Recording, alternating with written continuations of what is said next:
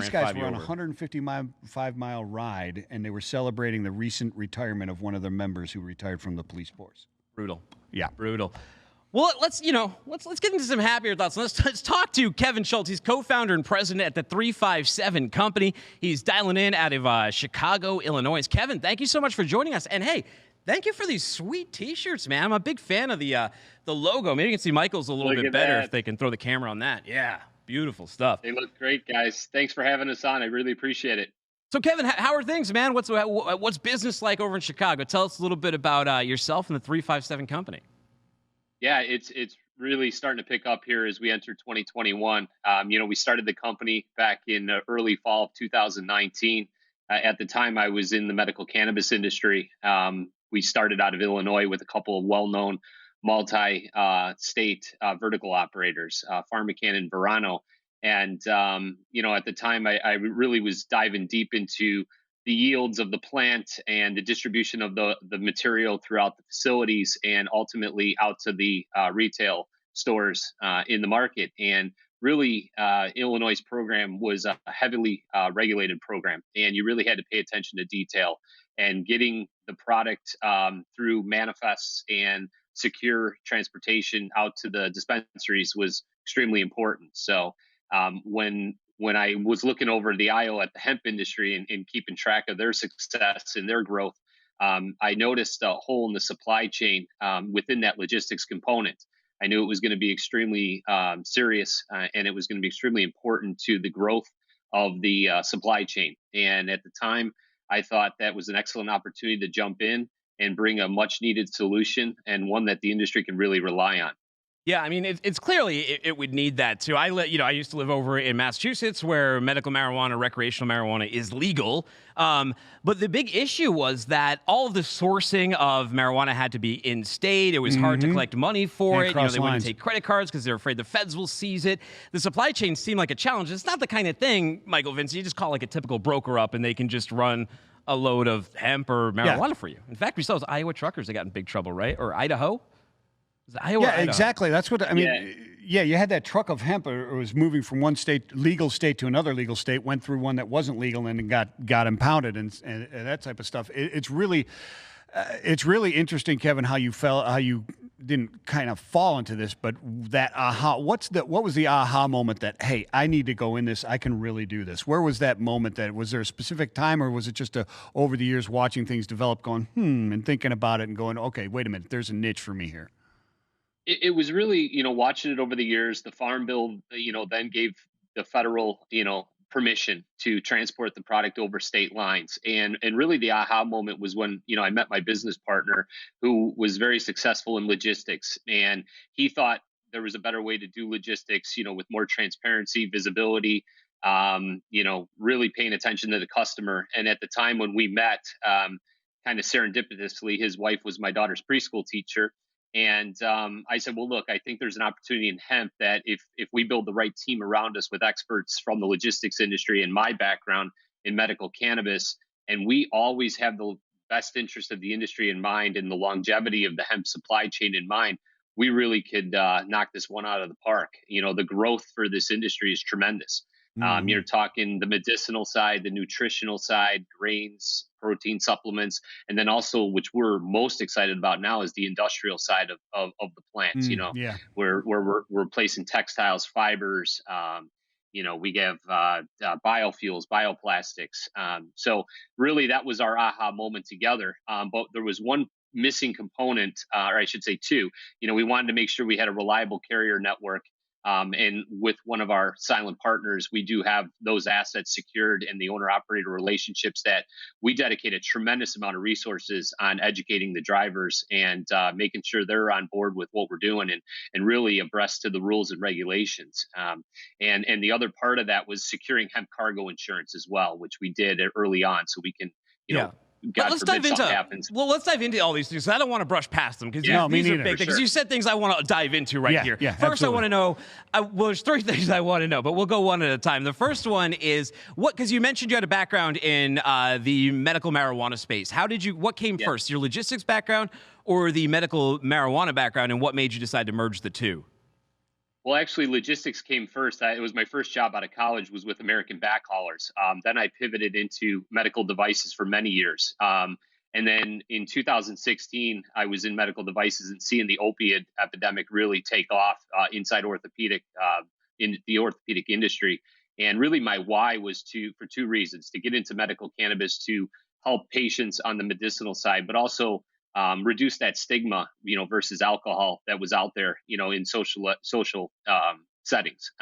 So I broke into the medical cannabis industry first, and then now the transportation of hemp second. Yeah. So when you talk about all the I guess the legal issues that you have to go through and the insurance for moving this and moving it across state lines, et cetera, how does carrier sourcing work? I mean, how do you find those carriers that are qualified to be able to move this? Yeah, do they want to touch it, right? Yeah. Do they want to touch it? I mean, how difficult is it? You know? It's difficult, and a lot of guys don't want to touch it because they've gone out and touched it before with a group that didn't know what they were doing and they got burned. We're still cleaning up quite a bit of mistakes that folks continue to make. One of our partners who's also an angel investor in the company has 300 assets, a whole network of vetted owner operators, and having access to that network has really gave us a leg forward. But we're constantly, meeting with the Department of Ags on a state level and also Highway Patrol. My head of operations, JP Mendoza, just does a fantastic job with keeping, up to date on the latest rules and regulations change that happen at the state level. That's where this really can get messy, is the states can change their rules, in addition to what the federal laws are telling us as well. Yeah, we talked to Hope White about this. Hope White at HG White Logistics, she's servicing the Southeast with starting to move hemp and through Georgia and trying to get into Florida. And she was telling us some of the challenges, but with challenges also comes a bit of a moat, right? So getting into this space and understanding the challenges and being that good broker partner could be kind of invaluable, especially at this point in time, couldn't it? I can imagine it's difficult to find good partners that can do this. It is, and it's so early on that my MO is we're constantly sharing our network with whether it's introductions along the supply chain, working with groups like ASTM to help build out policy, folks in DC as well to really take it that step further to include logistics in these conversations. Anytime the USDA is making rule changes, it's centered around more in the field, what the THC percent can be when a farmer's growing hemp, but they forget to mention and fail to mention, can you bring that over state lines? Because as soon as that THC percent spikes over zero point 0.3, drug trafficking laws are now in play. And I don't know about you guys, but we typically don't wake up in the morning and those are in play. But with hemp, it is. And if that product spikes for whatever reason and you bring it over state lines, drug trafficking laws are now in play. So you got to be very careful. Yeah, and along those lines, though, Kevin, is all right. So we're talking about truckload. Does this go into LTL moves, and how do you prevent those situations where let's say during an inspection, just a regular roadside inspection, whatever, it's discovered that okay, there's hemp in the truck. How do you prove that it is? I mean, I've smelled the hemp before, right? And the less than 3% THC before, it smells just like pot. How do you prevent that type of stuff? And the dogs don't know the difference. They don't either. know the difference. Absolutely not. What we do is we don't ship hemp LTL. It's too risky. There's too much on and off the truck, too many stops. We're running dedicated vehicles, fill them up, sprinter vans to full truckloads. And JP's team optimizes the route before the freight moves.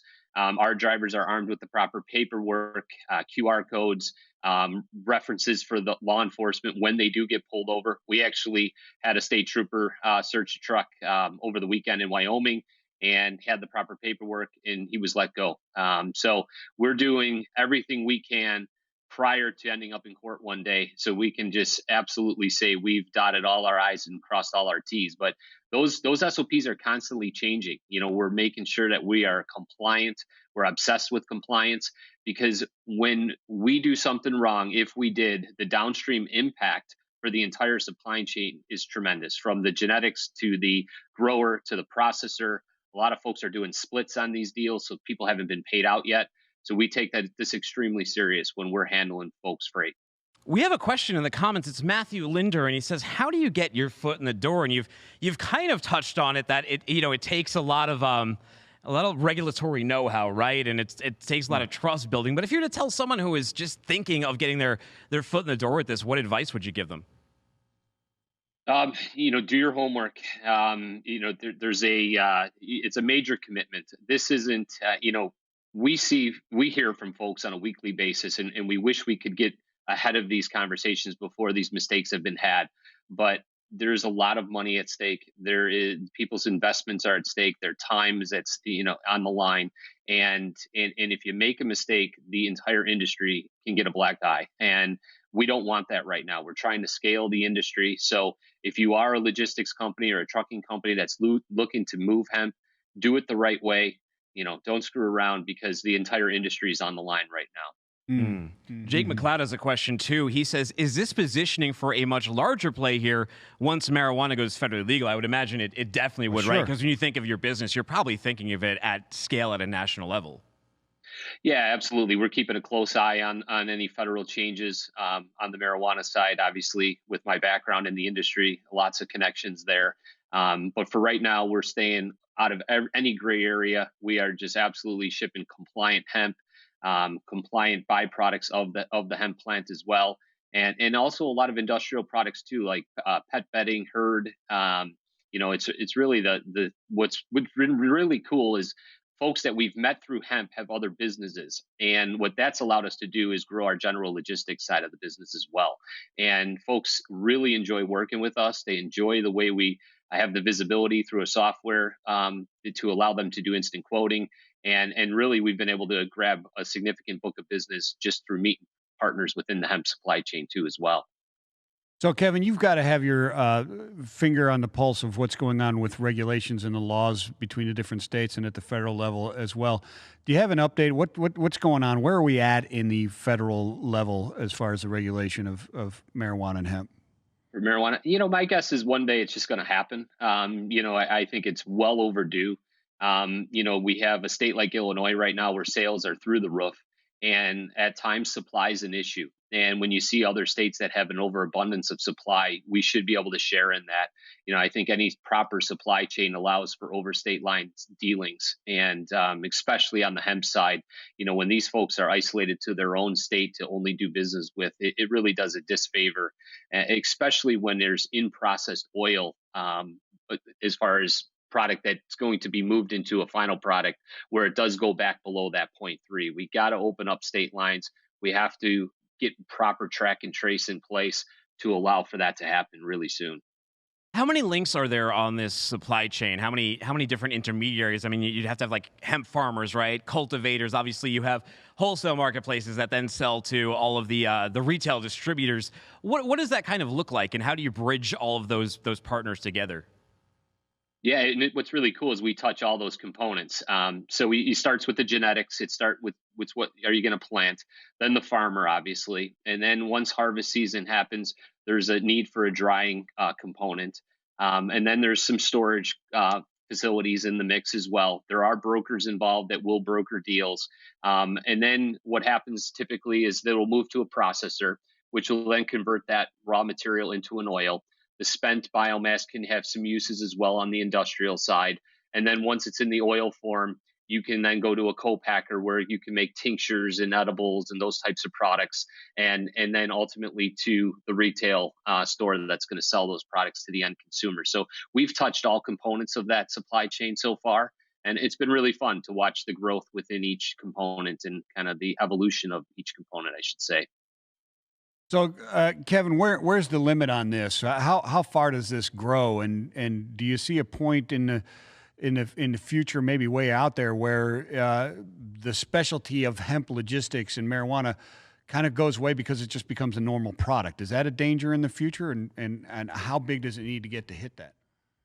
I'd say not yet. We're talking some big numbers. Yeah. 2019 just on globally for hemp was around 4.6 billion. They're predicting by 2025 to that be around 27 billion. Yeah. So Nielsen's also saying that the U.S. hemp-derived CBD market could reach 6 billion by 2025. So there's a lot of work to do from now till then. We're just now building out our lanes internationally, making sure things are going to get through customs and the paperwork's perfect. So we got a ways to go, but we definitely want to leave a legacy and someday be done and moved on. So, but I'd say we need pros in each component of the supply chain for quite a bit longer. But the sky's the limit. We're shopping down a big aisle with hemp and cannabis. Well, I mean, when you look at Alabama and you see like 76% of voters, and this is Alabama we're talking about, overwhelmingly vote to legalize, decriminalize marijuana. That's got to tell you something about the acceptance of it in the United States at this point in time. But this is an important thing, too, because it was about a year or two ago that people across the country were buying black market and gray market vapes, right? And getting very, very sick off of them. Because of the way they're produced. So having a regulatory behind it is also to protect the consumer. You mentioned it with the oils. There's a lot of consumables that are made, not just smoked, but people are ingesting these things, right? Yeah. With the tinctures and putting them in their body. Super important. How do you feel about that? I'm sure you're sort of a strong proponent of making this national. Sure, it has to be safe, so I'm a huge proponent of increasing our capability as far as labs go in the country. I believe a patient should be able to walk in or a consumer and know exactly what this is testing at, what the THC level is, what the cannabinoid levels are, what the terpenes are, because ultimately all those make up your experience. And there's a tremendous upside to these products, especially medicinally. And, to offset some of the dependency on some of the narcotics in the pharmaceutical industry, we're going to have to really make sure we're on par and up to snuff when it comes to testing and making sure there's full transparency to the consumer on what's in that product. And, that vape, I was in the industry when the vape crisis was happening, and that was extremely scary. That's why those companies that came out of Illinois are just so solid, as far as putting quality products out and really, products we could stand behind, as manufacturers. Jake Sohn in the comments, we kind of talked about this one a little, right? He says, what about the accounting side? Are there any challenges being illegal in federal banks? And since we answered on the stores selling them, because yes, there is there any on your end as someone who works as an intermediary? Do you have to be cautious that the feds may come knocking on your door? As far as banking goes? Yeah, or just in general.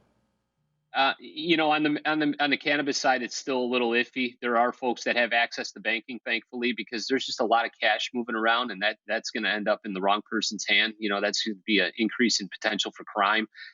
With us, on the hemp side, there is banking for hemp businesses, but we don't touch the plant. We're just strictly logistics. We have a marketplace that we sell ancillary products, but we don't sell anything as far as the biomass goes. So we feel pretty protected.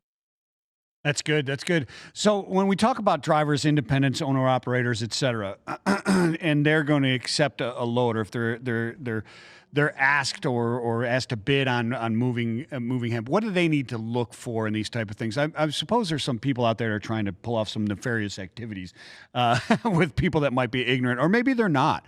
But what do they need to look for as far as a driver? Now, we talked about logistics companies getting into actually doing this stuff, but a driver accepting a load. Are there dangers there? What should they be looking for?